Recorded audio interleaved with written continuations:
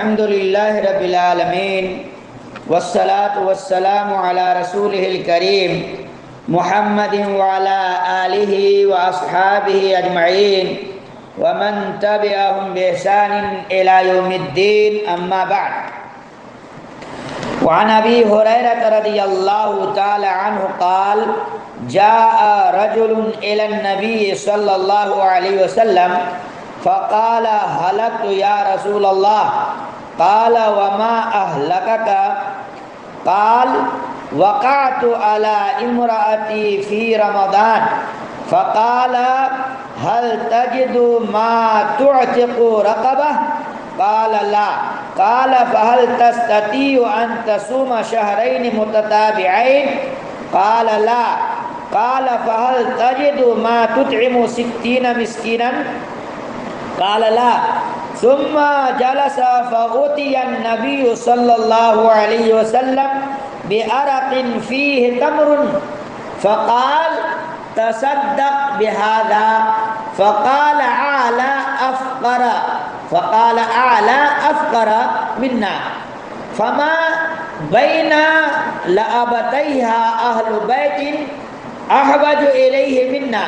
فضحك النبي صلى الله عليه وسلم حتى بدت أنيابه ثم قال اذهب فأطعمه أهلك.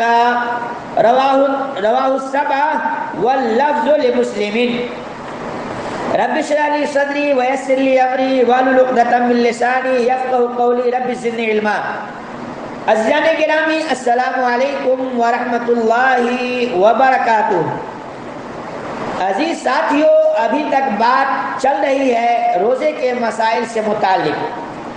حضرت ابو ہریرہ رضی اللہ عنہ سے مروی ہے کہ ایک آدمی نبی کریم صلی اللہ علیہ وسلم کی خدمت میں حاضر ہوا اور کہنے لگا کہ اے اللہ کے رسول صلی اللہ علیہ وسلم، میں ہلاک ہو گیا. آپ صلی اللہ علیہ وسلم نے فرمایا کس چیز نے تجھے ہلاک کیا؟ اس نے کہا میں رمضان میں اپنی عورت سے مباشرت کر بیٹھا، یعنی جنسی تعلقات قائم کر لیا. تو آپ صلی اللہ علیہ وسلم نے فرمایا کیا تجھ میں اتنی طاقت ہے کہ ایک گردن کو آزاد کرے؟ اس نے کہا نہیں. آپ صلی اللہ علیہ وسلم نے فرمایا کیا تو طاقت رکھتا ہے کہ 2 ماہ کے متواتر یعنی لگاتار روزے رکھے؟ اس نے کہا نہیں. تو آپ صلی اللہ علیہ وسلم نے فرمایا کیا تیرے پاس اتنا مال ہے کہ 60 مسکینوں کو کھانا کھلا سکے؟ اس شخص نے کہا نہیں. پھر وہ بیٹھ گیا. تو نبی کریم صلی اللہ علیہ وسلم کے پاس ایک ٹوکرا لایا گیا جس میں کھجوریں تھی. آپ صلی اللہ علیہ وسلم نے فرمایا ان کو خیرات کر دو. یعنی کھجور کا ایک برتن جو ہے بھرا ہوا برتن سے ٹوکرا وغیرہ کہتے ہیں وہ لایا گیا. تو اللہ کے نبی صلی اللہ علیہ وسلم نے فرمایا اس ٹوکرے کو، اس جو ہے کھجور کو خیرات کر دو. اس نے کہا کیا اپنے سے زیادہ محتاج پر خیرات کروں؟ کیونکہ 2 سنگلاخ پہاڑوں مدینہ کے مابین کوئی گھر والا مجھ سے زیادہ محتاج اور مسکین نہیں. تو نبی کریم صلی اللہ علیہ وسلم مسکرائے یہاں تک کہ آپ صلی اللہ علیہ وسلم کی داڑھیں ظاہر ہو گئی. پھر آپ صلی اللہ علیہ وسلم نے فرمایا جاؤ اسے اپنے گھر والوں کو کھلا دو. اسے ساتوں نے روایت کیا ہے اور یہ الفاظ مسلم کے ہیں. میرے اسلامی بھائیوں اور بہنوں، اس حدیث سے امام اوزاعی رحمت اللہ علیہ اور ایک قول میں امام احمد رحمت اللہ علیہ نے استدلال کیا ہے کہ تنگ دست پر کفارہ نہیں ہے. مگر امام مالک رحمت اللہ علیہ امام شافعی رحمۃ اللہ علیہ، امام ابو حنیفہ رحمۃ اللہ علیہ، امام ثوری رحمۃ اللہ علیہ اور امام ابو ثور رحمۃ اللہ علیہ فرماتے ہیں کہ اس سے یہ استدلال درست نہیں، کفارہ جب میسر ہو بہر نوع ادا کیا جائے گا۔ حضرت صلی اللہ علیہ وسلم نے اس سے کفارہ کا ذکر کیا، تنگ دستی کے بنا پر کھجوریں اسے بطور صدقہ کے دیں، کفارہ کے طور پر نہیں۔ اس حدیث میں قطعاً ذکر نہیں کہ آپ صلی اللہ علیہ وسلم نے اس سے کفارہ کو ساقط کر دیا ہو، اور حضرت علی رضی اللہ عنہ کی حدیث میں جو کفارہ کے ثبوت کا ذکر ہے وہ سخت ضعیف اور ناقابل استدلال ہے۔ نیز اس حدیث میں روزہ قضا رکھنے کا حکم نہیں، مگر دوسری احادیث میں قضا کا حکم موجود ہے۔ اس بنا پر ائمہ اربعہ اور جمہور علماء ایسی صورت میں مرد و زن دونوں کے لیے روزے رکھنے کے قائل ہیں، الا یہ کہ عورت روزہ دار نہ ہو تو عورت پر قضا نہیں ہے۔ حافظ ابن حجر رحمہ اللہ نے فتح الباری میں ذکر کیا ہے کہ بعض علماء نے اس حدیث پر 2 جلدوں میں بحث کی ہے اور اس سے 1000 فوائد اور مسائل کا استنباط کیا ہے۔ لہذا جو آدمی روزے کی حالت میں اپنی بیوی سے مباشرت کر لے، جنسی تعلقات کر لے، اس پر جو ہے قضا اور کفارہ دونوں لازم ہے۔ حقیقت اللہ تعالیٰ بہتر جانتا ہے۔ وعن عائشة وأم سلمة رضي الله تعالى عنهما أن النبي صلى الله عليه وسلم كان يصبح جنبا من جماع ثم يغتسل ويصوم متفق عليه، وزاد مسلم في حديث أم سلمة ولا يقضي۔ حضرت عائشہ رضی اللہ تعالی عنہ اور حضرت ام سلمہ رضی اللہ عنہ سے مروی ہے کہ نبی کریم صلی اللہ علیہ وسلم جماع سے جنبی ہوتے یعنی ناپاک ہوتے تو صبح ہونے پر آپ صلی اللہ علیہ وسلم غسل کرتے اور روزہ رکھتے۔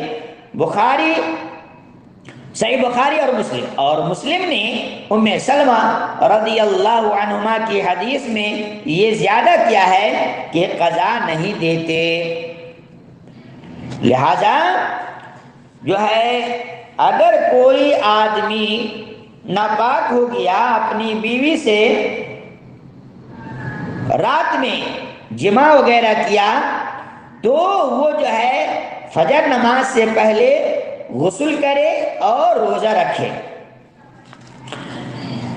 یہ حدیث اس بات کی دلیل ہے کہ جنبی آدمی پر غسل سے پہلے صبح ہو جائے تو روزہ درست ہے۔ جمہور علماء کرام اسی کے قائل ہیں، بلکہ علامہ نووی رحمۃ اللہ علیہ نے اس پر اجماع کا دعویٰ کیا ہے، اور اس کے معارض مسند امام احمد وغیرہ میں جو حضرت ابو ہریرہ رضی اللہ عنہ سے مروی ہے کہ اگر کسی پر حالت جنابت میں صبح ہو جائے تو روزہ نہ رکھے، اس کے بارے میں جمہور نے کہا ہے کہ وہ منسوخ ہے، اور خود حضرت ابو ہریرہ رضی اللہ تعالیٰ عنہ جو ایسی صورت میں روزہ نہ رکھنے کے قائل تھے، جب یہ حدیث سنی تو انہوں نے اس سے رجوع کر لیا۔ دیکھیے سبل وغیرہ، یعنی رات میں کوئی آدمی اپنی بیوی سے جماع کیا، پھر جو ہے سحری کھایا، اور سحری کھانے کے بعد وہ سو گیا اس حالت میں کہ صبح ہو گیا، تو ایسی صورت میں چاہیے کہ وہ آدمی غسل کرے اور روزہ کو مکمل کرے، روزہ چھوڑنے کی ضرورت نہیں ہے۔ وعن عائشة رضی اللہ تعالی عنہ ان النبی صلی اللہ علیہ وسلم قال من مات وعلیہ صیام صام عنہ ولیہ۔ حضرت عائشہ رضی اللہ عنہ سے روایت ہے کہ نبی کریم صلی اللہ علیہ وسلم نے فرمایا، جو شخص فوت ہو جائے اس پر روزہ لازم ہو تو اس کی طرف سے اس کا ولی روزہ رکھے۔ صحیح بخاری اور مسلم۔ اس حدیث سے پتہ یہ چلا کہ عموماً محدثین نے اسی حدیث سے استدلال کیا ہے کہ حج کی طرف روزہ میں بھی نہایت درست ہے، مگر امام ابو حنیفہ رحمۃ اللہ علیہ اور امام مالک رحمۃ اللہ علیہ فرماتے ہیں کہ میت کی طرف سے روزہ نہیں بلکہ ایک مسکین کو کھانا کھلانا چاہیے۔ حضرت عبداللہ بن عباس رضی اللہ عنہما اور حضرت عائشہ رضی اللہ عنہما کا فتویٰ بھی یہی ہے، مگر اس صریح اور صحیح حدیث سے ثابت ہوتا ہے کہ روزہ میں نیابت بھی جائز ہے، اور یہی بات راجح ہے۔ نیز حج کی طرح لازم نہیں ہے کہ ولی ہی میت کی طرف سے روزہ رکھے، کوئی اور دوسرا آدمی بھی روزہ رکھ سکتا ہے۔ حدیث میں ولی کا ذکر اغلبیت کی بنا پر ہے۔ حقیقت اللہ عالم بالصواب۔ اللہ تعالیٰ سے دعا کرتا ہوں کہ اللہ تعالیٰ مجھے اور آپ تمام سامعین و سامعات کو نبی کریم صلی اللہ علیہ وسلم کے سنت کے مطابق عملی زندگی گزارنے اور روزہ رکھنے کی توفیق عطا فرمائے، اور ان ساری باتوں پر سن کر عمل کی توفیق بخشے، آمین۔ اقول قولی ھذا واستغفر اللہ لی ولکم من کل ذنب فاستغفروہ انہ ھو الغفور الرحیم۔